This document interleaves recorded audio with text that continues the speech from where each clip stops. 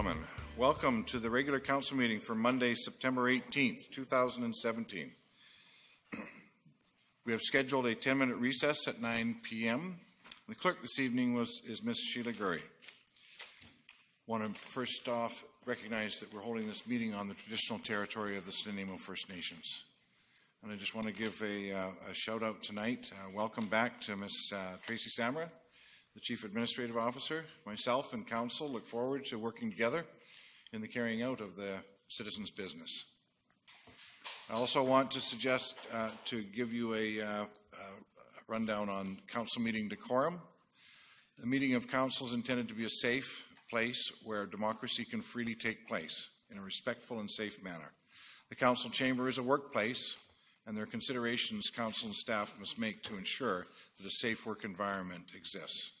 Each councillor brings to the meeting their own individual personalities, attributes, abilities, and values.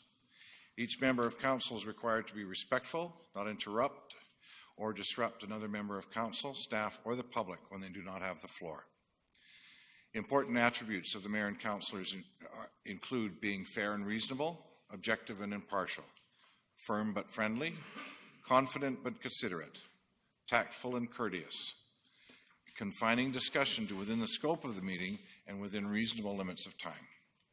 Therefore, there will be no cheering, jeering, or other outbursts from the gallery to ensure that anyone speaking, whether it be a delegation, member of council, or staff, is not interrupted and do so freely without fear of ridicule. The microphones of anyone that is being inappropriate or has exceeded their time limit will be cut off. If there are any outbursts by any person in the gallery, they'll be asked to stop, and if they do not comply, they'll be asked to leave. A recess is another tool that we may use in order to reset the environment of the council chamber. It's our belief that if everyone is respectful of these basic considerations, this meeting and future meetings will be more effective in furthering the business of the City of Nanaimo. Any late items, Ms. Gurry? Thank you, Your Worship. On the addendum this evening, we are adding agenda item 7B, Committee Recommendations, Finance and Audit Committee, meeting held on August 10th, 2017. There's 3 items. One is Travel Assistance Grant, Boxing BC Association. The second is Travel Assistance Grant, Nanaimo Lawn Bowling Club. And the third is Finance and Audit Committee recommendation from the 2017 September 14th Finance and Audit meeting regarding Nanaimo's Recycling Exchange. We're also adding agenda item 9A, Development Permit Application number DP 1027 for 5705 Vandernook Road, the following delegations. Number 1, Derek Schaap. Number 2, Darlene Cohn. And number 3, Joyce Troost. We're also removing agenda item 11A, Correspondence and Petition from John DeCombe requesting that City Hall move to Snake Island. As well, we are adding 2 rise and reports from the in-camera meeting this afternoon that Councillor Yoakum, as acting mayor, will be reading out after the adoption of the minutes.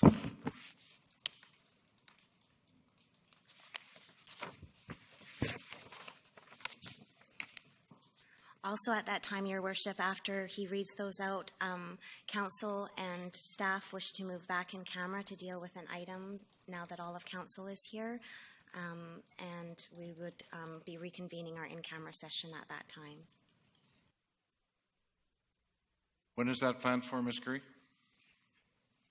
After the acting mayor has read out his 2 rise and reports from the earlier in-camera, and that would be after the adoption of the minutes, which is 4B.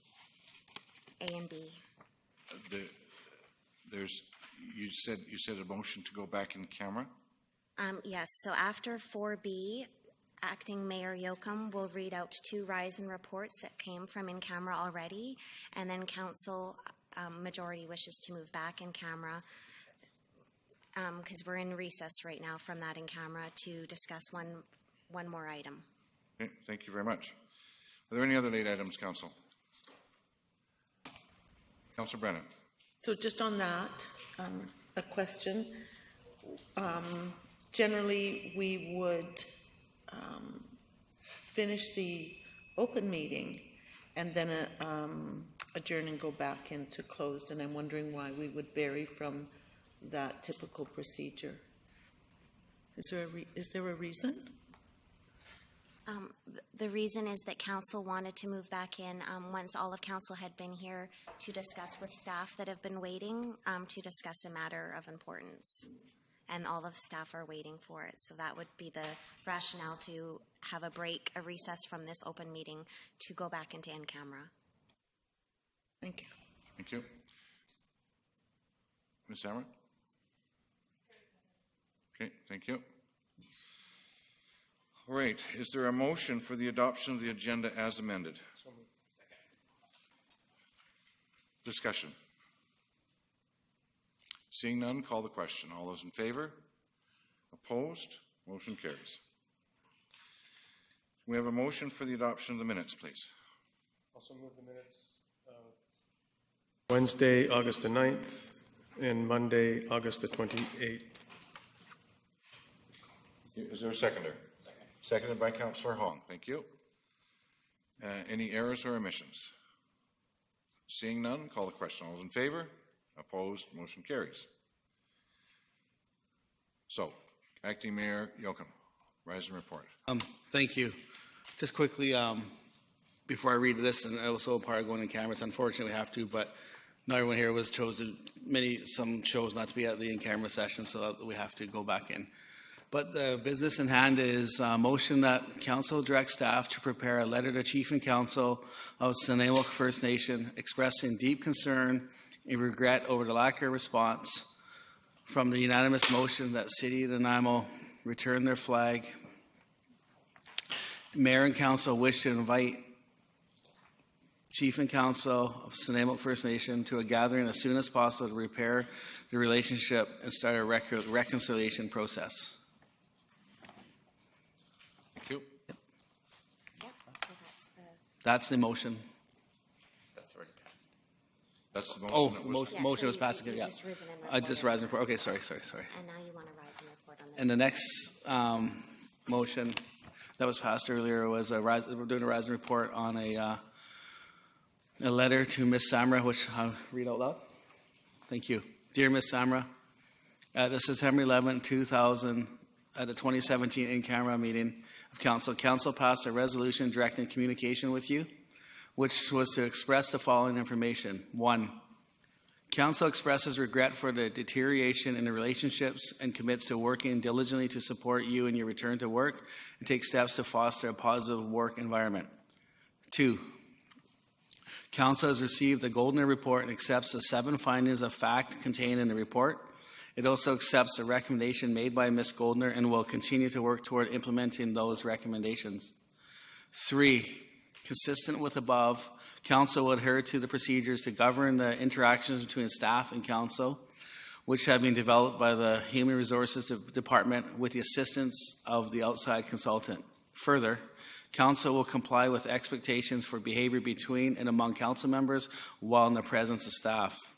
On behalf of Council, we look forward to working together in a manner which is positive and constructive and seeks to serve the citizens of Nanaimo. Thank you. Thank you. So, motion to recess, go in camera. Samra. Bishop, first of all, I would like to extend my gratitude to Council for taking the time to review the findings of the investigation of complaints under the Respectful Workplace Policy by Rosalind Goldner. I understand that the investigation took over 4 months. It was a rigorous investigation and resulted in findings of fact. I have been consistent in my request to Council that you deliberate on it, and I'm very happy to hear that you've accepted the findings of fact and have started a pathway towards addressing some of the findings, in particular the work environment for me and for my staff. It's very encouraging that we have a protocol in place now that governs how we interact with one another at this conference table within our City Hall, SARC, and civic facilities, but also beyond that. The report was very clear that our conduct and our interaction, the elected officials, and in particular with myself, is seen outside in the community, not only at civic events, but also on social media and other social gatherings, and that it was very important that the professional and respectful policy is being adhered to by elected officials in those forums. It is also very specific about particular remediation, education, and training that's being recommended for the respondents, and I've been consistent in expressing my desire that we move down that path as soon as possible. The sooner that education and training are in place that permit council to sit and interact with the CAO in a respectful, professional manner at all times. We can certainly disagree, and we certainly don't have to be friends, but at this table, we need to work together. And I think this community has seen enough turmoil to last many, many lifetimes. And we've got a year and a couple months left. I want to serve council as your city manager, and in order to be able to do that to the fullest of my capacity, I need to be having a respectful workplace and being treated by each and every one of you in that manner. That way I can marshal my resources to be working with staff. We have so many projects that we're eager to be doing. We want to be bringing home the economic development, working on tourism. We've got fantastic parks and recreation projects coming forward. Mr. Lindsay's development area has just been going full on and exceeding expectations and performance. There's so much to celebrate, and there's so much to do with our staff. I'm asking you to please take seriously these recommendations. I can't make you do this.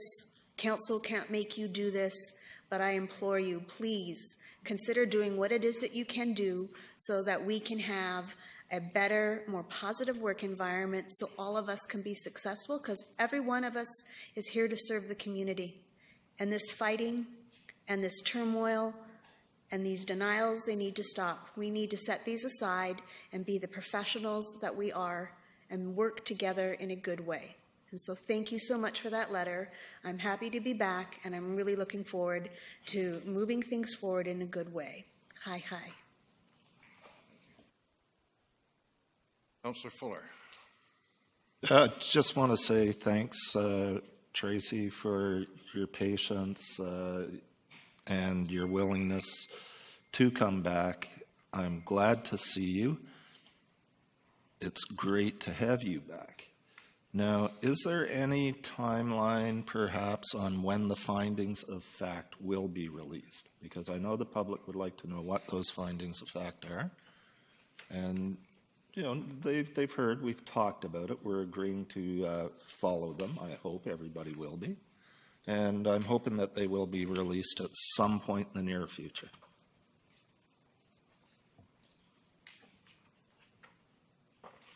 No timer? I'm not to answer that question at this time. It's been 55, maybe 58 days since the report was delivered, and just on September 13th was I notified that council had accepted the report and accepted the findings of fact. I think what's more important than the public's interest in reading a human resource investigative report of legalese, I think what is far more important is how are each of us going to implement those recommendations? Are we committed to making those changes? And how are we going to demonstrate how we're going to commit to make those changes? And there's a role for each and every one of us, including me, in that report. So it's very important we start moving towards that. I think that will negate the need for the release of the report. Releasing the report takes us nowhere if no action is being done at this table, and if individuals that have been tasked with doing something aren't doing them. Releasing the report only will add to the public debate and perhaps put us in a place where change is not going to be possible. I'm only guessing on that. The recommendations from legal counsel on both sides is you have a report, there's recommendations, there's action to be done, get to it.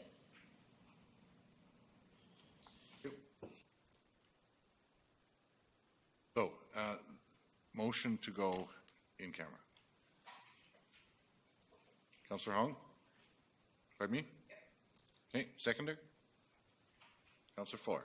Thank you. All those in favor? Opposed? Motion carries. We'll be recessing and going in camera.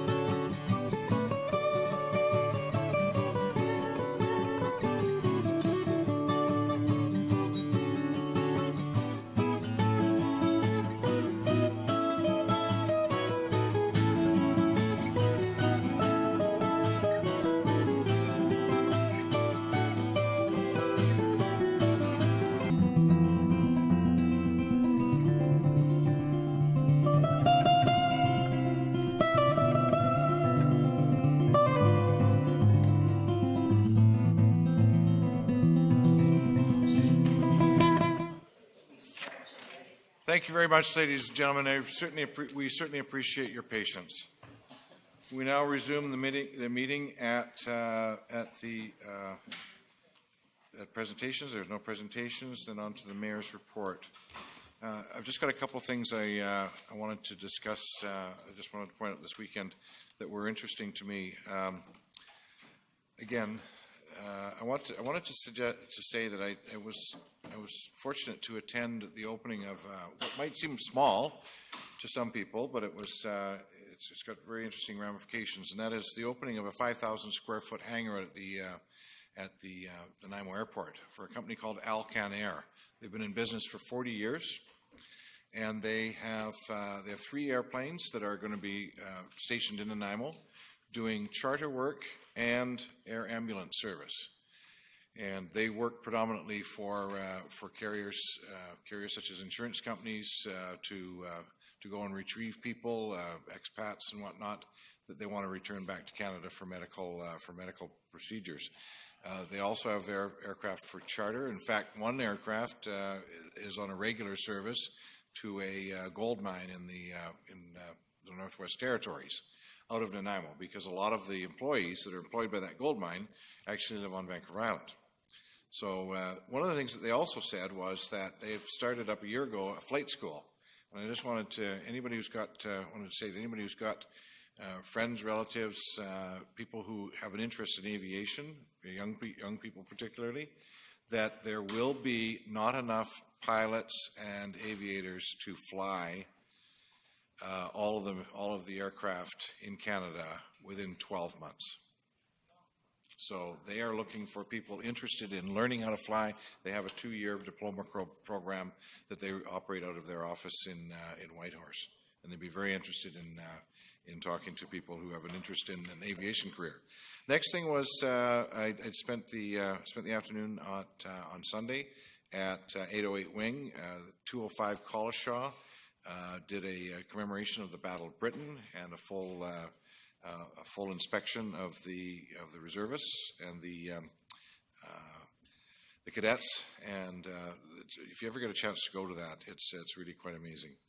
I also got to go to the naming ceremony, which is kind of unusual in Nanaimo at Duke Point, naming ceremony of a 20,000-ton bulk carrier called the Tanya.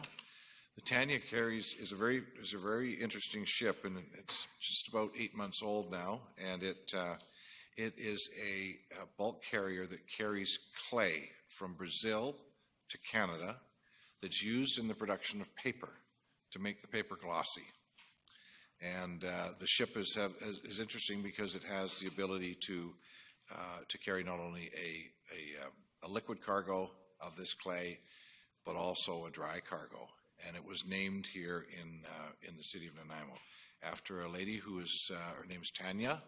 It was the name of the ship, it's one of the lead shareholders of the shipping company out of Germany that owns and operates the ship. It's a very interesting event that I went to there.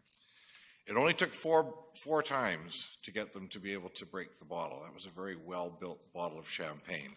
4 times it took. In any case, we now move on into administration, and that is, first one is advisory committee minutes. Is there someone prepared to move the minutes? Councillor Brennan? No reason we can't do them all together. Okay, thank you. Councillor Brennan, seconded by Councillor Hong. Thank you. Any errors or omissions? Seeing none, call the question. All those in favor? Opposed? Motion carries. Next one is committee recommendations. Now, this would be from the Finance and Audit. Councillor Bestrick, would you like to move the motion? Although I was only in attendance for one of the votes, I would be happy to still make the committee recommendations. The first recommendation of the Finance and Audit Committee is that Council approve the following motion passed by the Finance and Audit Committee August 10, 2017, and that is to provide a travel assistance grant to the Boxing BC Association in the amount of $200. Thank you. Moved by Councillor Bestrick, seconded by Councillor Thorpe. Any discussion? Seeing none, call the question. All those in favor? Opposed? Motion carries. And the travel assistant grant for Nanaimo Lawn Bowling Club in the amount of $100 for one lawn bowler to attend the bowling championships in Dartmouth. Moved by Councillor Bestrick, seconded by Councillor Thorpe. Any discussion? Seeing none, call the question. All those in favor? Opposed? Motion carries. And I'm thinking that there's a third one. The third one, for those of you that don't have it in your green sheets, is on a white sheet that's been handed out. And the council approve the following motion that was passed by the Finance and Audit Committee meeting on September the 14th, 2017. It was moved, and these motions that come out of the Finance and Audit Committee meeting come here for endorsement and more discussion and more debate. It was moved and seconded that the Finance and Audit Committee direct staff to provide at the earliest possible date a full review of options for, as it relates to the Nanaimo Recycling Exchange. And I don't know that I need to read out the entirety of the full page. No. Thank you. Clerk is saying no. Okay, so it's been moved by Councillor Bestrick and seconded by Councillor Hong. Just wanted to say that the 4 options are the full partnership at the current level of service. A second is a zero waste and stewarded items only. Third is no partnership, and the fourth is status quo. If I So might. it's been moved and seconded. Councillor Bestrick, you wish to speak to it? Yes, please. Very quickly, just that one of the questions of staff were, when we made this decision, was how long it would take to get the report back so that action can be contemplated. And it was to be concluded in 60 days or less. And back at our table, at this table, in 60 days or less, in case anybody is wondering about how long this report's going to take. Thank you. Samra, did you wish to respond? Yeah, I've sort of been watching this while I was away. And I just have some observations and comments. The environment is obviously very important. Environmental strategies are important to our community. But one of the things that struck me looking at it through the lens as a city manager is that this falls outside of our jurisdiction, and that there are other levels of government and other local governments that are better positioned to be dealing with this line of service. We have a lot on our plate in taking up automated garbage and looking at some of the different services that we're going to be delivering with that particular project. In order to be in a position, 30, 60 days, I think, would be pushing it to understand what it would be to be the city of Nanaimo, purchasing land and getting into the business of recycling of toxic and other items that aren't accepted at different places. There would be potential for significant liabilities in terms of the land and environmental reviews required to do this. It's a huge monumental undertaking. I'm not saying that it's impossible, but it requires far more attention than than what we have predicted. And it's usual with staff. We really want to get stuff to you and we want to meet your needs, but I'm going to give us a reality check on this. And I think that council should be looking at ways of increasing what we can do from an environmental perspective. If you're interested in providing interim financing to support it so that it can continue to operate, that's a decision that you could be making. But I would recommend that this conversation primarily be taking place at the RDM and that you look at other strategies. We have a new government in power now, the NDP. Perhaps they're going to have programming or different things that the city can access to look in this area. So I think jumping to any of these options as a solution is premature, and that maybe we look at it as a strategy, or if you want to give a nominal amount so that it can continue to operate. But I'm certainly not in a position as a city manager that I would recommend a decision point tonight on any of these. And that's no disrespect to the staff that have prepared and tried to get the stuff to you in this time, but we haven't had conversations with our partners at the RDN. We would require meetings with our counterparts.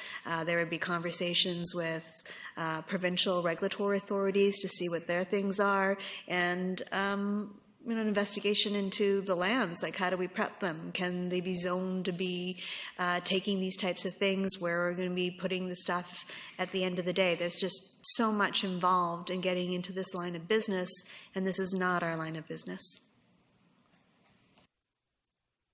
You, Councillor Brennan. I can't support the motion because it delays the inevitable decision that we have to make. And to my mind, the decision we have to make is to enter into a full partnership with the NRE. We've been having this discussion for at least 4 years. The NRE has demonstrated that they are in an emergency, an urgent situation, and we've dragged it out for a long time for something that is clearly urgent to the NRE and to the needs of people in Nanaimo. We have 1,500 trips a day, 1,500 going to the NRE. We have urgent issues around our landfill. We need to take some steps to begin to limit what goes into that landfill. This is the best way. We have answers to lots of the questions. The staff, the executive director at the NRE can answer our questions, has answered our questions. The RDN has been involved. When I was on the RDN, I was asked to lead the discussions with the NRE on this very, very same question, and that would have been approximately 4 years ago. So I think it's time that we bit the bullet, said yes to the NRE. We will partner with you on this. You need a new building. We need a recycling exchange in Nanaimo, and so I can't support delaying this any longer. I would only support a decision to enter into a full partnership now. Thank you. Councillor Beswick. Thank you. Just a question to staff. When at the Finance and Audit Committee meeting, am I correct in my memory that we approved $10,000 for a support through professional consultants or otherwise in this field to assist in the creation of the report? So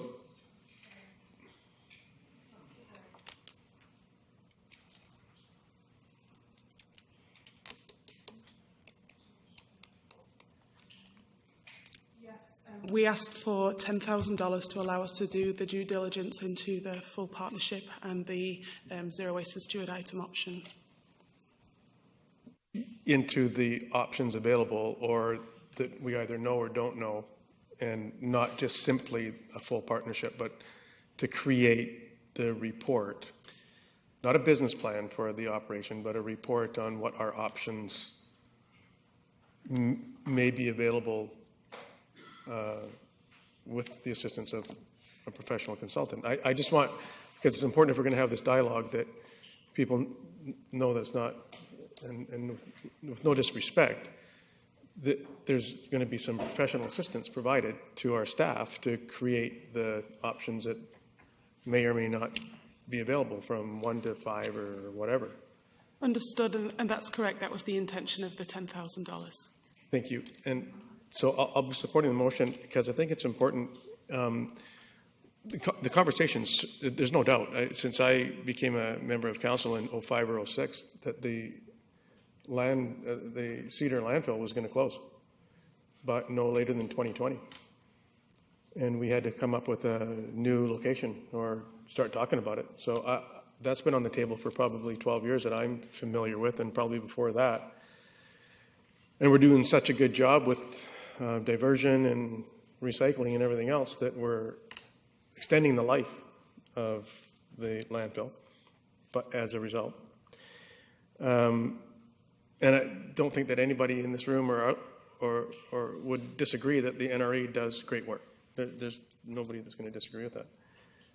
But for me to make a decision just to become a full-fledged partner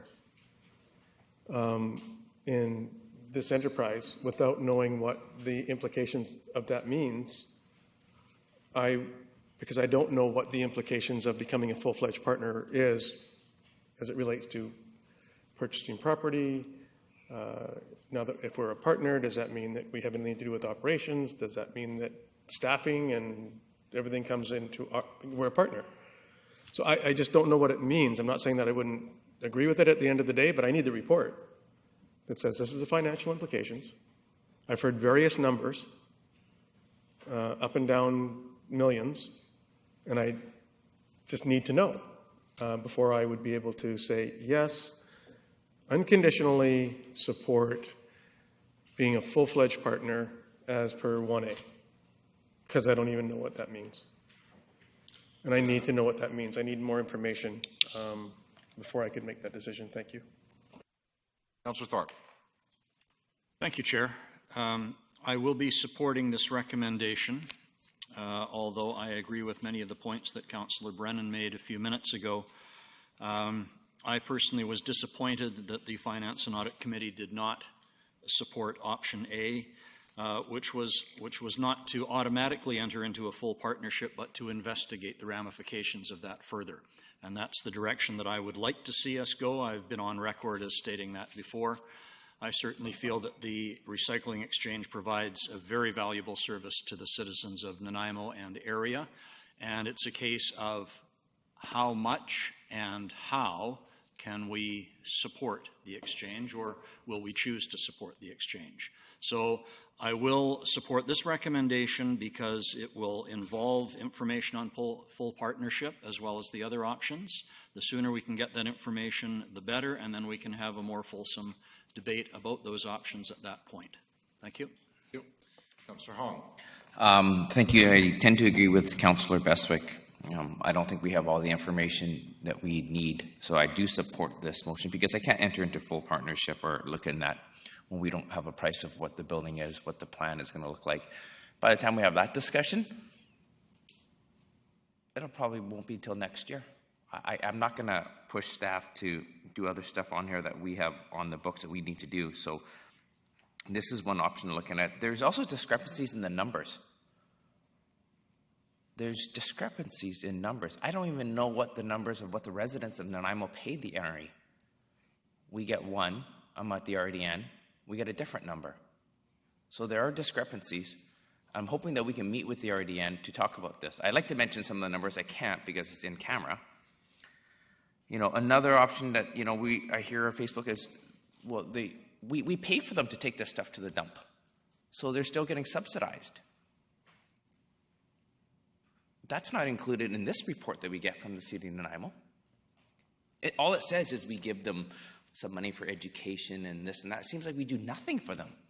But in fact, we actually do a lot. So there's a report that the citizens of Nanaimo need to have that's collaborated with staff from City of Nanaimo and the RDN to give us a fulsome report so we can properly debate this issue, because we're not getting all of the information.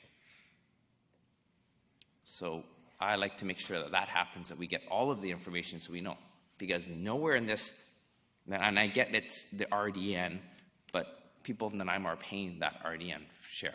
There's a bunch of other things coming up with the RDN that the NRE is requesting, that whether the people in Nanaimo know it or not, they're going to be paying a majority of it, or whatever their percentage ratio works out to be. So there are other issues that we need to look at before we can make a decision on this, and I don't want to rush that. Thank you. Councillor Armstrong. Thank you, Your Worship. I also will be supporting this motion because coming new to council, I haven't been here to have the history everybody has. However, when we're being asked to spend millions of dollars of taxpayers' money, I need more information.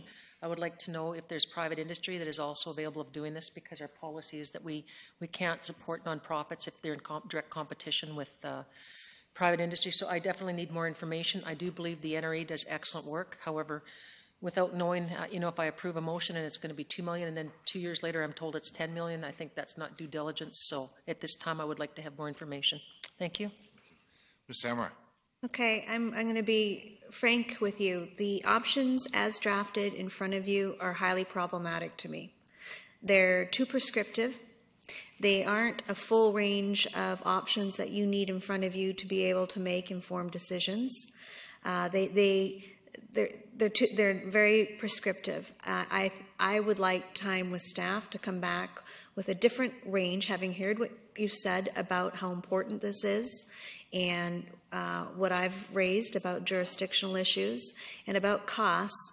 I don't want to put money looking at this option when we might need to be looking at all of this to come back and give you more information, is how these motions are drafted. So if there's a way during a recess that we can come up with some different drafting so you can get a decision point tonight. But I think it's important that we don't paint ourselves into a series of things that aren't tenable, having not looked at everything else. So yes, the environment's important, NRE is important, but there needs to be a conversation with our partners and our stakeholders, and you need a series of options in front of you that are a little bit more well thought out. We've been pushed and rushed to get this stuff in front of you because of some artificial timeline of decisions having to be made and only looking at 1 or 2 parcels of land. If you truly want to engage in this and see if this is for the city of Nanaimo, you shouldn't pre-tie yourself to one plot of land or another. It requires taking a look at this from a more holistic point of view. I understand that the desire to save the deal, the land, and the existing design. That doesn't mean that that's the right design for the city of Nanaimo, and it doesn't mean it's one that's going to achieve the results that you want. This requires a couple steps back and a different look at this so that we can come back to you in a couple of weeks. You're going to be away next week at UBCM, and we can come back and have something that allow you to have a different type of conversation and allow you to use city resources, because you're going to have to put them into this, in a way that you're going to get your optimal output. I'm sorry for disagreeing with you at this time. I know that some of you are frustrated and you want this to move ahead and commit money, but I can't, as city manager, recommend that you adopt any one of these at this time. Thank you. Councillor Bestwick. Thank you. I'm quite willing to table the motion and move it back to staff to bring us forward more information within the 2-week time period, if that's what I heard. With more information, detail, options, so that we can have a wholesome discussion on advancing the NRE initiative. I'll take the advice of our city manager, and I'm quite comfortable to table this for a 2-week period.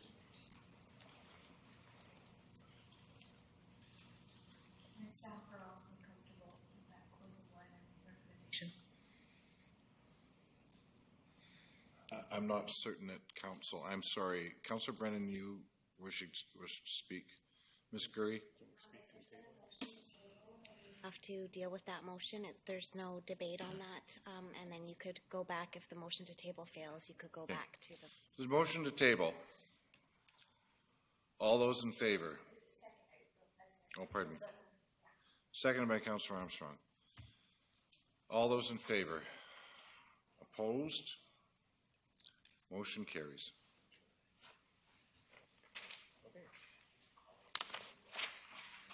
Next item, Community Services, Development Permit Application Number DP 1027 at 5705 Vandernook Road, to be introduced by Mr. Dale Lindsay, Director of Community Development.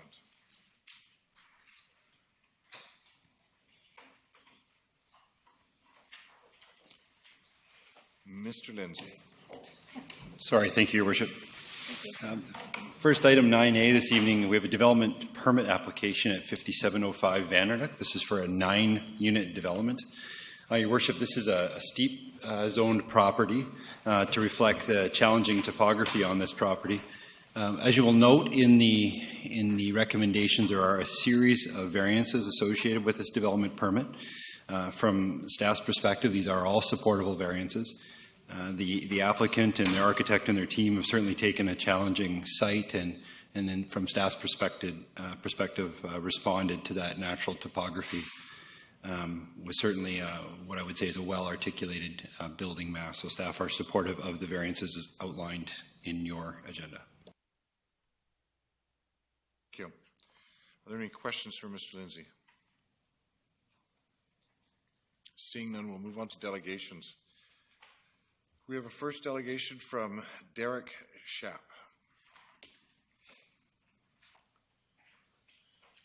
Now, while this is not a public hearing, sir, I'd appreciate it if you would give us your name and full address for council's consideration. My name is Derek Anthony Schaap, and I reside at 5632 Boulder Place. Thank you. Before you go, go on, Ms. Gurry, time limit? 10 minutes. Thank you. You have 10 minutes, sir. I'm a retired RCMP member. I've served across Canada. 10 years ago, I retired and chose Nanaimo as the best place to retire. Since then, I have worked for Island Crisis Care and volunteered for Habitat for Humanity. Presently, I coach for Special Olympics and aquatics, and I provide respite for an autistic youth. And we're also very involved with our church. When we retired, we purchased the house we are now in, 5632 Boulder Place. It is now listed for sale and being professionally marketed because of the anticipated loss of privacy. Initially, there was a lot of interest, but that fell quickly, we believe, because of the proposed development behind us. Our backyard is bordered approximately 50% with 5705 Vandernook, and the other 50% with the end of Vandernook Road. Vandernook ends at our property and then forms a small public walkway. From what we have been told, this roadway will be closed and amalgamated with 5705 Vandernook, and that would be attachment number 1. It is anticipated that with the road closed, this land will be granted to and amalgamated to 5705 Vandernook Road. This amalgamated property will be considered one lot and will allow the development to orientate the property with front setbacks to the north and all side setbacks to the east and west. In so doing, they have demonstrated twice that they would like to build a house on city land very close to our property line, contrary to setback provisions or the intended purpose of setback provisions. And that's in attachment 2 and 3, the 2 different houses, D. This house D has recently been removed and is not included in this development. We have been told that it will be reintroduced at a later date. We would request that if a housing unit is to be built on the city land, granted or sold to the development, proper backyard setbacks be required to protect our privacy. We would request that all development of the project be subject to the guidelines of the steep slope guide that the city has adopted. The steep slope guide states to avoid overheight buildings and minimize the visual impact of new buildings on steep slopes. It also states to apply the residential height requirements in the zoning bylaw, page 6, section 1.4M, the steep slope guide. We believe that the proposed variance requests are contrary to the intended purpose of variances. We are also concerned about the precedents being set. The request is for overheights of 2 to 4 meters for the various buildings, and this is also contrary to the steep slope guidelines. With the variances, the departure from the steep slope guidelines, we feel there needs to be at the least consultation with the neighborhood, the neighbors affected, offering openness and transparency. This project needs to be reevaluated to ensure the compliancy with the steep slope guidelines with respect to privacy and overheight buildings, and to minimize visual impact of new buildings. Thank you. Thank you very much. Are there any questions for the delegations? Don't go away yet. Councillor Armstrong. Yes, sir. You mentioned that there's going to be a roadway that's going to go where there's a pathway. Is staff able to put up page 43 so we can see the area? Please and thank you. So, Vandernook Road, where you see RD, yeah. that continues and dead ends into our property. Where Vandernook Road ends or lies to the left, that would be Lost Lake Road. Vandernook starts off of Rutherford Road. Yeah. And then right at I'm familiar with that, yeah. But I'm just wondering where you say that road is going to go that doesn't exist now. I'm just confused. The dead ends, and you see the narrowing at Yeah, the end. yeah. That's a public walkway. And so the dead ends at the red line that ends, becomes a yellow line. Mm-hmm. The road dead ends right there. And it's going to stay as a park, as a pathway. Is that correct? The pathway will, I understand what you mean. Okay, thank you. Thank you. I don't see any other questions for you, sir. Thank you very much. Our next delegation is Darlene Cohn.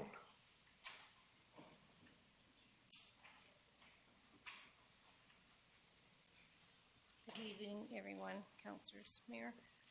My name is Darlene Cohn, and I live at 5626 Boulder Place with my husband. We've been there for 12 years since the house was built new. We've spent those 12 years gardening and landscaping our property. I came to Nanaimo in 1986, so I've seen a lot of changes with Nanaimo. My husband is currently working as a family physician, providing essential health care to Nanaimo people. So, and I'm sorry that you don't have a copy of my letter. It is online. We were away when our delegation forms were sent in. However, the two photos that you have are from ours, and I just wanted to let you know that to voice our concerns regarding the development at 5705 Vandernook. It backs onto our property, and our concerns are with the negative impact it will have in respect to our view, enjoyment, privacy, access to light and safety, and protecting the ecosystem and the wildlife. That House C is our concern. Houses A and B are also of concern. They will be over height. They're going to take away from our light and our privacy. But House C is going to be 5 feet from our property line and our patio. It will also extend from 23 to 30 feet. This photo that you have shows a picture of House C photoshopped at the top of our property. The pink flags that I have put there is actually where House C survey flags are. So this has been photoshopped up here, but in fact, that house will be from the top of our property down to the base of our stairs. So it will take up a third to getting into half the back of our property. It will be a sheer wall of a house. So we're hoping that you will see that that is impinging on our, and it is a huge, huge overbearing presence on our property.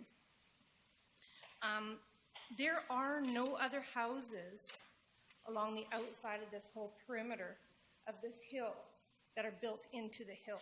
This would be the only one, and not just the only one. It also is within 5 feet of our property. All the other existing homes around the area have backyard to backyard. Ours, we have 2 side yards, and this will create a 3rd side yard at the back of our home. So we will not have any privacy. We cannot put any trees in there to gain privacy back. It's rock under, we would have to tear up our patio, number 1. Number 2, it's sheer rock under that patio. So I planted 2 trees today, but it's going to take 20 years, 10, 20 years for those trees to be high enough to give us privacy from that house. So I have all respect for the people that are building on that property and developing that property.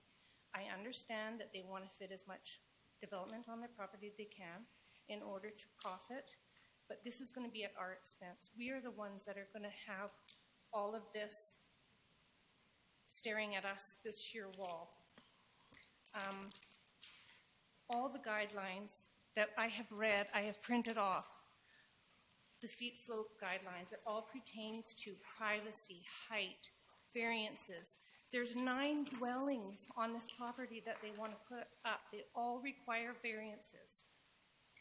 House C, that all we're asking is House C, please, they're trying to squish this house into behind our property, and it goes against all the bylaws. We're asking that you please don't permit that House C to permit them to build House C. It's just overbearing. But there's nothing that we can do about that overbearance. I can't overcome that. So how do we fight for our right if the developers are always granted for all their variances? These guidelines are written for us, for people like us, so that we can preserve the wildlife, the nature, the integrity of that hill, the privacy, enjoyment of our existing properties. Back in 2012, we went to buy that property when it was up for sale. I came to the city and I asked them what would be able to be built on that property, and I was specifically told that there would be no properties built on the left side of the roadway into the hill, that a developer would have to keep the integrity of the hill. This is going against all of that. They said there would be allowed 1 house, maybe 2 on the top of the hill, and a multi-development on the right-hand side of the roadway. Those 2 are happening. We don't have any issues with those buildings. However, we are asking that you uphold what you told us, what the city planning department had told us in 2012. We did not pursue the purchase of that property based on that information. It wasn't taking away from our view. We weren't buying it to develop it. We wanted to buy it to build maybe a house on the top, keep the rest as parkland. People walked that property. It's a beautiful piece of property. Again, we weren't going to develop it.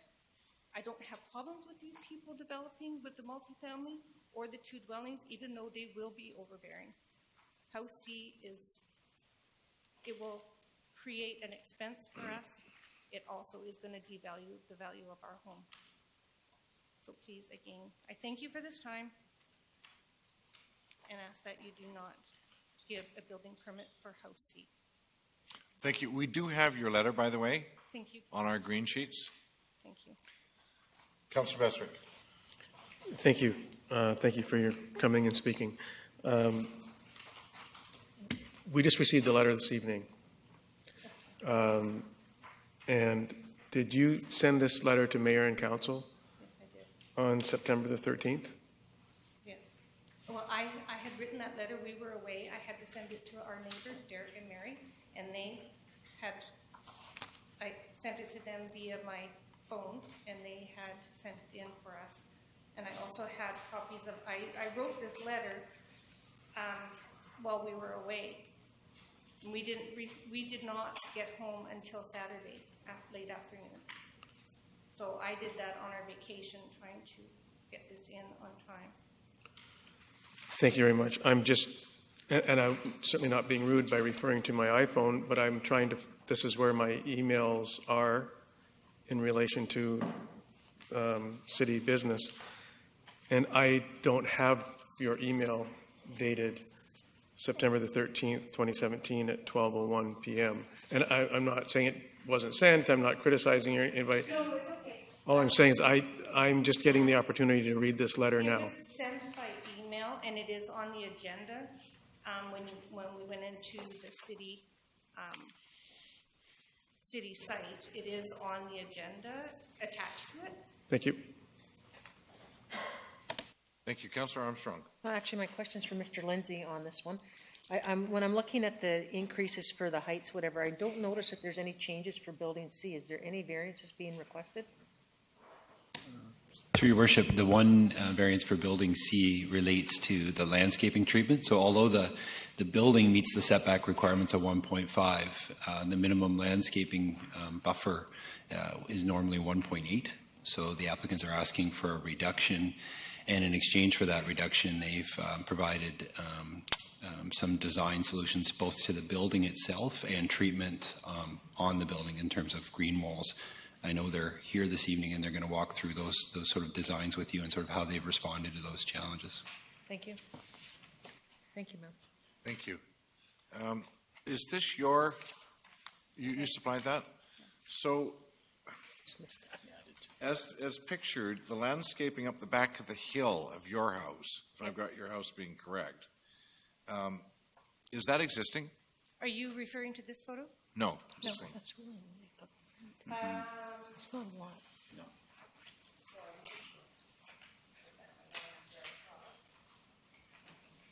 This photo here is what I was referring to. Our house is right here. In the corner, you can see the steps going up. Yes. Their pink survey flags are not where this house is positioned. They are within those pink lines at the top of our property to the base of the stairs is where the house is proposed to go. So I just wanted to know whether the landscaping that I'm looking at here is real. I believe some of these trees are not there. I think they may have been photoshopped in there as well. I don't have any trees on my side of the property. But those steps are yours? Yes, they are, sir. Great, thank you. Thank you Sorry. very much. I don't see any further questions for you, ma'am. Thank you very much.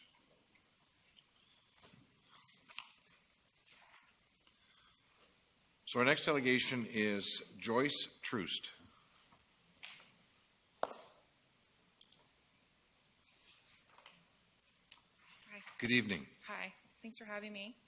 I'm the architect that's been running or designing this project, and I just thought it might be beneficial because I know there's a lot of information to walk you through the site briefly and describe some of the challenges that we had and some of the design intent that we were trying to add to the site. So as you know, it's a steep slope site. You'll see on your screens right now that this is the proposed site plan. In order to mitigate the challenges of the steep slope site, we use this access road. And I've got a laser pointer, and I know you guys have it on your screen, but it might be helpful for me to sort of walk you through it if you need.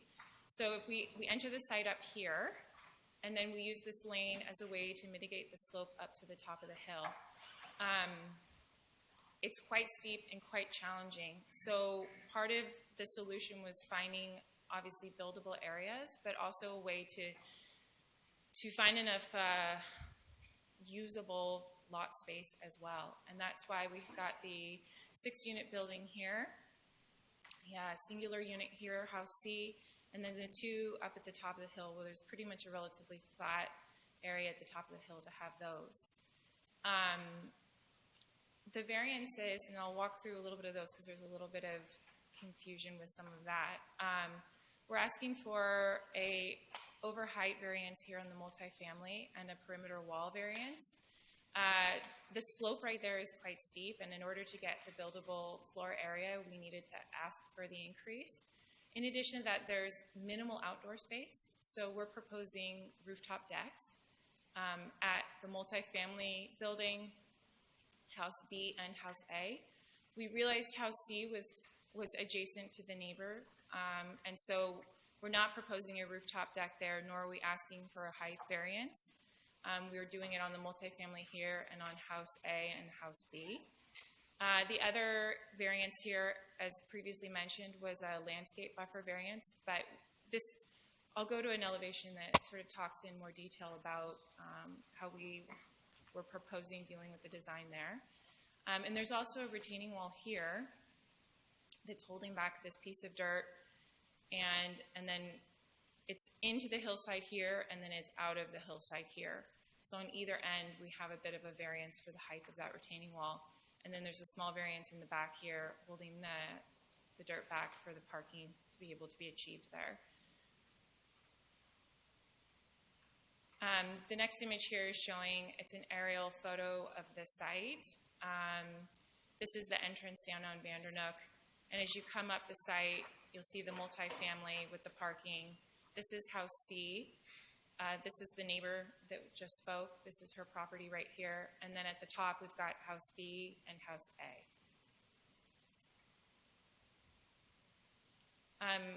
Obviously, the steep slope is giving us beautiful views of the sea and the mountains behind. Most of the architectural intent was how do we make a cohesive relationship between the houses themselves and the property and maximize the view. This is an image from the bottom of Vandernook as you're looking up. This would be the multifamily. We've pushed it back a bit to create an opportunity for landscaping and to sort of reintroduce natural plantings on the site.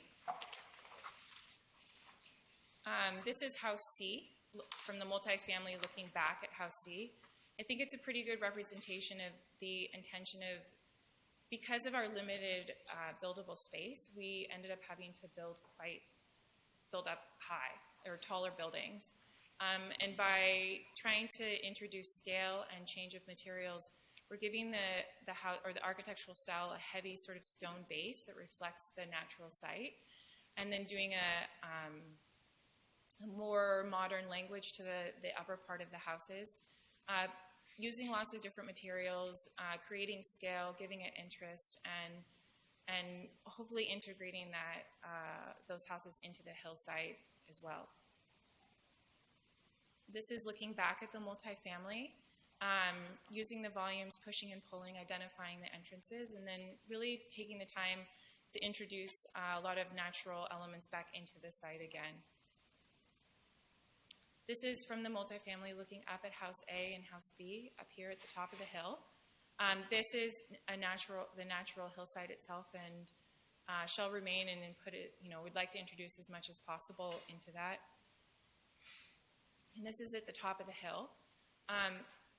These are the two-story homes, and as part of the architectural language, and as I mentioned before, our way to introduce outdoor space, we've created outdoor decks that maximize the view, but also give the building some interest, and we think reinforces the idea of it sort of being at the top of a hill and giving it a focal point.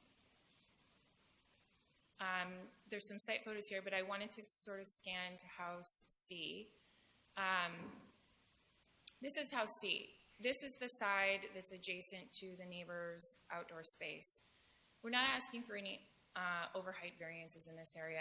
We have introduced a few windows. They're high windows, but we've really tried to keep as much off of sort of looking down into her property as we felt reasonable. We're adding a green screen. We've tried to use a transition of materials to give it scale. We've got stone at the bottom, and then changing of color and scale of materials as well. And then this is just looking at the multifamily. So we're really excited about the project. We think it, would add a lot to the site itself, and I thank you for taking the time to listen. Thank you. Councilor Brennan. Thank you, and thank you for your presentation. I guess I'm just trying to read this as we're all talking. I don't think I saw this before. So the question I have is about the setback to the gentleman who spoke first. Yeah. So what, you're asking for a variance on that setback? No, the gentleman that spoke first is, I believe, in this house. Yeah. Here. So this is the end of Vandernook. We originally had proposed an additional house down here at the bottom, but due to some conversations with the city and with the neighbors,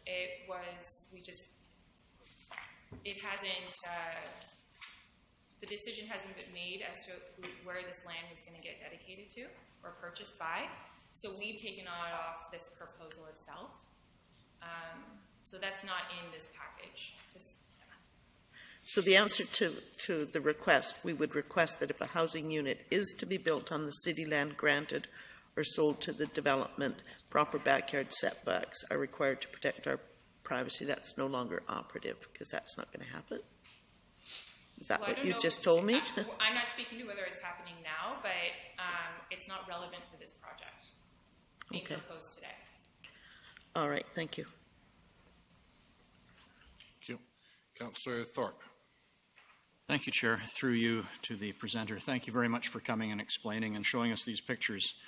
I did visit the property on the weekend, and from the roadway, I found it very difficult to envision the project. It is such a challenging piece of property. I do have some concerns, and one of them has to do, and I don't know if you were able to comment on it, and that is the access road. How wide is that for servicing the units and the houses up top? I can't tell you the exact dimension of it, but I know that the civil engineer has taken a lot of time solving the actual slope, because there's a bit of obviously a slope from the bottom to the top of it, and making it accessible not only for pedestrians but also vehicles and fire trucks. Because you'll see at the top here, there's the actual fire access turnaround at the top. I see it from your map. I couldn't see it from the road, of course. Yeah, no, you can't see much from down below right now. Okay, I might have some other questions, but they'll be for staff later. Thank you. Okay. Councillor Armstrong. Yeah, just my question is, I noticed that there's you're asking for quite an increase in your height variances. Is that so that your prospective purchasers can have ocean views? The intention was to give more outdoor space. So working with the city and having a discussion about what the opportunity is for the site, the proposal was to offer an opportunity to have outdoor decks. If you look at in your packet, there's an area that has there's a line that shows the areas that are over height, and the over heights on these upper houses is the stairway getting up to the roof deck. Yeah, and my question also goes to what Councillor Thorpe has stated. I find those roads are far too narrow for emergency vehicles, so I will be addressing that with staff further. Okay. Thank you. Yep. Councillor Beswick. Thank you. Oh. Sorry, I thought you said thank you. No, thank you. Don't leave yet. I only have one question. Do you concur with the second delegation's identification of the siting of Unit C? Do I concur with I'm sorry, I don't follow the question. So the siting of Unit C, is it within, in the picture that you presented? I don't actually have the picture. I haven't seen it at all. Is there a way to see that?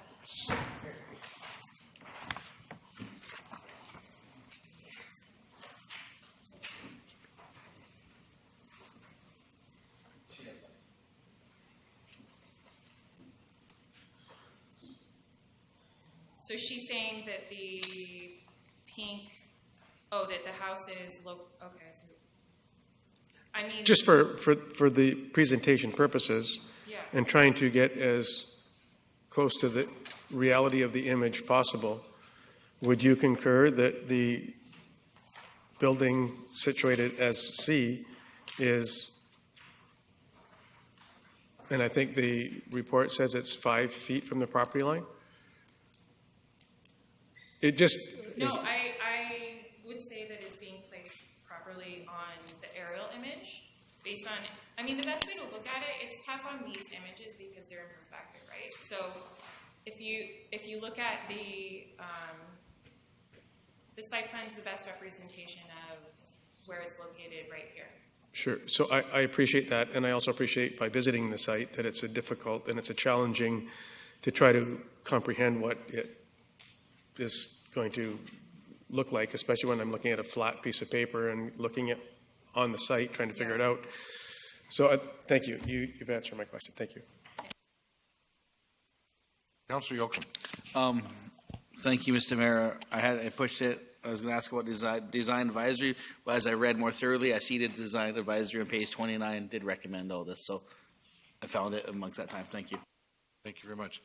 I see no further questions for you, ma'am. Thank you. So there is a recommendation that Council issue development permit number DP 1027 at 5705 Vanderneck Road with the variances listed on the agenda. Moved by Councillor Hong, seconded by Councillor Yocum. Thank you. Discussion. Do you wish to speak to it, Councillor Hong? Thank you. Thank you, Chair. Just wanted to say about, I guess they're building the house on the bottom. Like I said, if the city hasn't sold it, I don't know, from what our staff have said, I haven't. It's great if we get bidding war on property. I can't complain. Get more money for the closure of that road. So that's what I have to say about that comment. But I wanted to move on because I sit on the Designers Advisory Panel. This was a very important piece of land that the panel thought was critical to that area. We actually turned it down the first time they came because the architect couldn't make it. It was that important that we had our input on the Design Advisory Panel that we sent it back because they didn't have the proper people there to speak about this project. And when she was here and explained everything, we were happy. This is a very challenging site. And as you can see, it does show that. And the views that you're getting at the top of this hill are probably going to be the best views in Lindley Valley other than some other areas. But it was important that they saw that this project move to this scale. I know everybody says we should just go smaller and we should do this, but they felt that it should be on a grander scale on the property that it was, you know, what they had to work with and for them to make it work. And they were happy with a bunch of these, and it's going to be difficult in the form of landscaping and space because there isn't a lot of space. If you have children, I just don't know where you're going to play with these steep slopes. So having a rooftop on a house is very important. So getting that extra space when you don't have flat space and you're building on a hill, rooftop patios should be mandatory. I think outdoor space is critical, and having this works really well. Thank you. Thank you. Councillor Brennan. I don't know if you'll allow the question or not, Mr. Mayor, but I want to ask Mr. Lindsay a question about a statement made in the first presentation, and that was, it says, the request is for over heights of 2 to 4 meters with the various buildings is contrary to the steep slope guidelines. I'd like to confirm whether that is true or not to Mr. Lindsay. Do we have a hard and fast rule in the steep slope guidelines? Your Worship, as Council is aware, the maximum heights outlined in the zoning bylaw, and the staff use the design guidelines, the steep slope design guidelines when reviewing these applications. There's no maximum that says that we're allowed to consider for a variance in those guidelines. It's more about making sure that the overall development meets the intent and takes into consideration the natural topography of the property. So from that perspective, staff believe that the guidelines have been addressed. Mm-hmm. The next question I have is, do we have a policy on consultation with the neighborhood on such projects? Your Worship, there is no policy or requirement for notification. However, we do post all of our projects on What's Building in an attempt to notify the community. Anything further, Councillor? No. Thank you. Councillor Thorpe. Thank you, Chair. Through you, first of all, and I apologize, I should know this, but this project would not apply for or not be one which goes to public hearing. Am I correct? That is correct, Your Worship. It has the zoning in place. This project responds to the existing zoning. It moves directly at that point to development permit application. Thank you. And then if I may, through you again to Mr. Lindsay, could you comment, Mr. Lindsay, on the roadway? That's one of my concerns. It seems cramped and narrow for the amount of development which is proposed in this. So from your point of view, would you comment on that, please?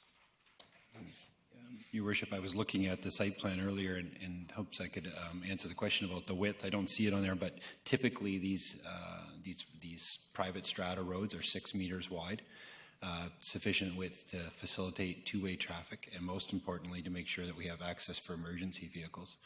I've heard that topic brought up here earlier this evening. So certainly when we look at development permits and we look at sites like this, we are in consultation with the fire department and their representatives, and it's not uncommon to actually have the fire department with us on site to make sure that we can adequately address their issues, their needs, and get their vehicles to the top and provide turnaround. So in that case, the fire department has been involved and does support the design. Okay, thank you. And one final comment, if I may, Mr. Mayor, I appreciate staff's input. I recognize this is a very challenging piece of property, and I appreciate the work that the architect and the developers have put into their thought. I'm not sure that I can support it. I have some concerns with Building C especially, and just the amount of traffic that's going to be on that road. So I'm reserving my opinion for the moment until I hear further debate. Thank you. Thank you. Councillor Bestwick. Thank you. Questions to staff, please.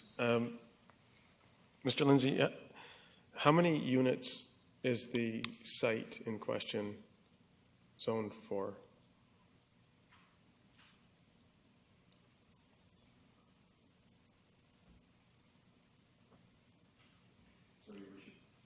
Your Worship, it's the zone allows for 16 units per hectare. I think we're at the maximum number of units at this point. Thank you.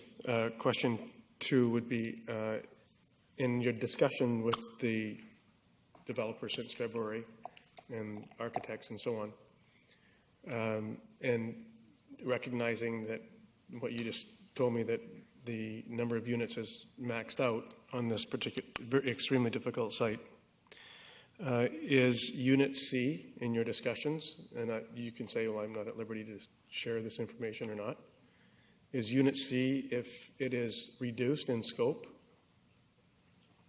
and size, a deal breaker? Your Worship, sorry, I'd first of all like to correct something I said. The density being proposed is actually below that's allowed by zoning when you apply the 16 units per hectare. With respect to Unit C, it's important to note that the only variance is just that side yard landscaping variance, which is approximately 1 foot. So if council denied that variance, it would mean that building being reduced by 1 foot in width or being slightly shifted further into the site. It would probably result in some further blasting in that area, but it probably could be accommodated with the exact same design we're seeing without any variances. If I may just follow that up, please. And there's considerable amount of outcropping or of bluffs and things that need to be done to accommodate the units as we know it. And we all understand that sometimes that has impact on neighboring properties and otherwise. This isn't the first time that I've questioned or challenged the side yard setbacks and so on with stairwells and decks and other things because of the preservation and of the form and the character, in our own about not impacting neighborhoods and so on and so forth with growth. I've made the comment about how dense is dense to shoehorn and maximize every single inch of property. And sometimes it really doesn't resonate with me that maximizing the most floor area ratio is always the wisest. And so which is the reason for my question. If Unit C is not, so there's 9 units, was an 8 unit, was a 4-plex instead of a 6-plex discussed, was Unit C discussed as being not on the table, just not unlike the other building that was contemplated or considered that's not on the table today. In an effort to recognize an adequate density. So, Your Worship, I guess what I would start by saying is, as I mentioned earlier, the project is actually below the density that is permitted by zoning. In the case of Unit C, when that was first brought to staff's attention, we've identified that there is this minor variance component that's required. But at that point, rather than suggesting that the unit be removed or relocated on the site, staff work with the applicant to adjust the design to incorporate things like the green wall that you've heard, to eliminate rooftop decks on that property, to not have patios or decks that are on that side of the building that then impact the neighbor. So it's through sort of a design approach that we attempt to address those issues. But with respect to the overall number of units that are, I think part of the question was, is it a deal breaker for the development, if I understood correctly? I mean, that's a question that's only could be addressed by the developer. I'm sorry.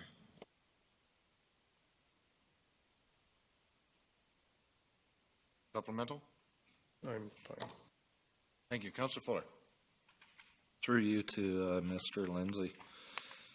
And this is Building C again. I'm not seeing a side yard setback here, just a landscape treatment setback. So is the building within the proper boundaries of side yard setbacks? Sorry, through Your Worship, to Councillor Fuller, that's a good question. So I think the best I could say is that we actually have a conflict in our zoning bylaw. We have a building setback that's being complied with, that's 1.5 meters. But then when you return to the landscaping portion of our bylaw, it actually says on multifamily sites we should have a 1.8 meter wide landscape buffer. Obviously, you can't have a 1.8 landscape buffer if the building's 1.5. So the building complies with the setback requirement of the zone, but they've asked for a reduction in the landscape buffer. So if they simply wanted to build this building where it's proposed to be built, they could do that without the rest of it. They would, to build it where it's required, it does require the variance, otherwise it's not meeting that landscape buffer width. But the building, without the variance, we're approximately talking that 0.3 of a meter or well, no, approximately what I'm 1 trying foot. to get at is you said with a multifamily it requires 1.8 for landscape treatment, but the zoning bylaw itself would say 1.5 meters if it's not multifamily. In this case, Your Worship, we would consider this entire site multifamily. It's got multiple units, so it meets that definition under our bylaw. So from a bylaw perspective, it does require that 1.8 meter buffer around the entire perimeter. Thanks. Councillor Armstrong. Oh, no, it's fine. My question was just asked. Thank you very much. Has the motion been moved?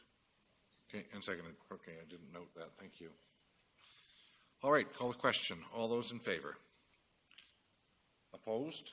Show Councillors Armstrong, Thorpe. Opposed? Motion carries. Thank you. So it's now 9:05. We will call a recess for 10 minutes. We're in recess.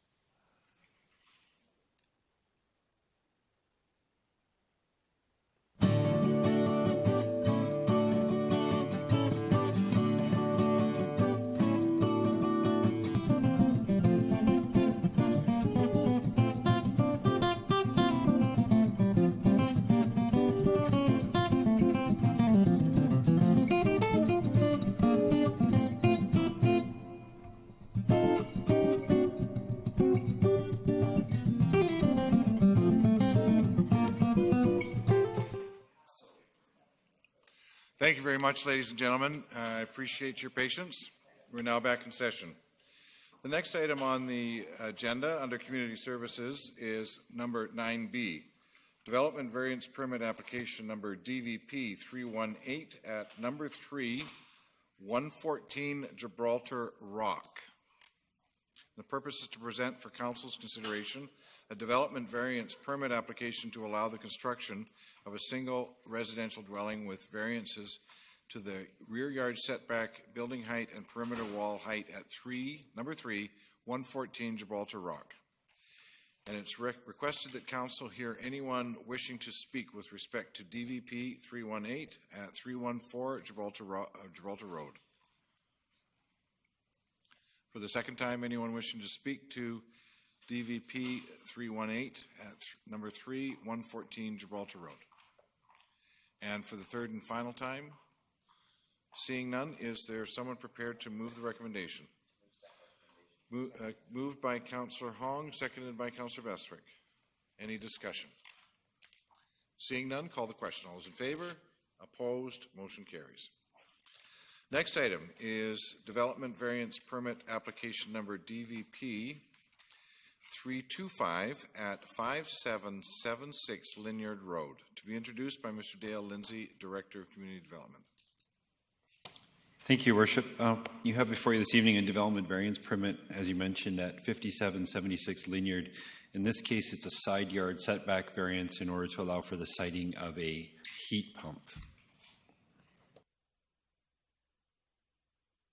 It's requested that Council hear anyone wishing to speak with respect to DVP 325 at 5776 Lynyard Road.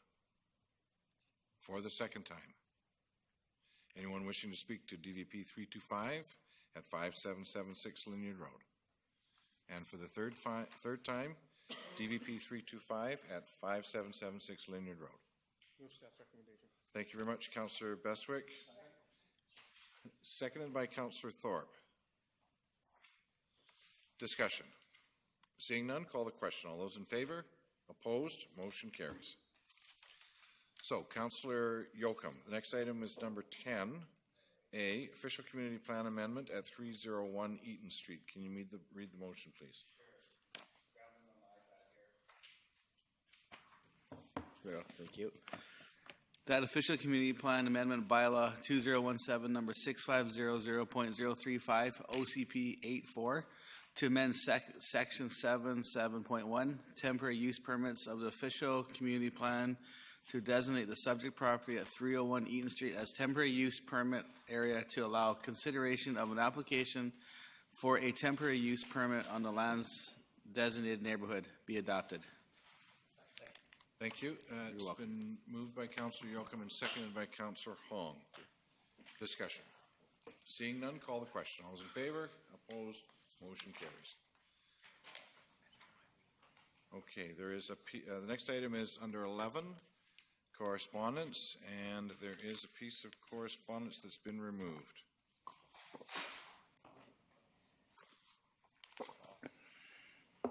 Now, wasn't funny.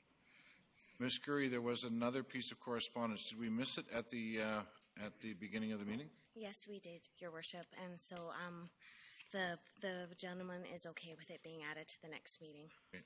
Thank you very much. All right. There's no other business. No notice of motion. Was 10 removed? Yes. Okay, so then the next one is question period. Agenda items only. Motion to adjourn.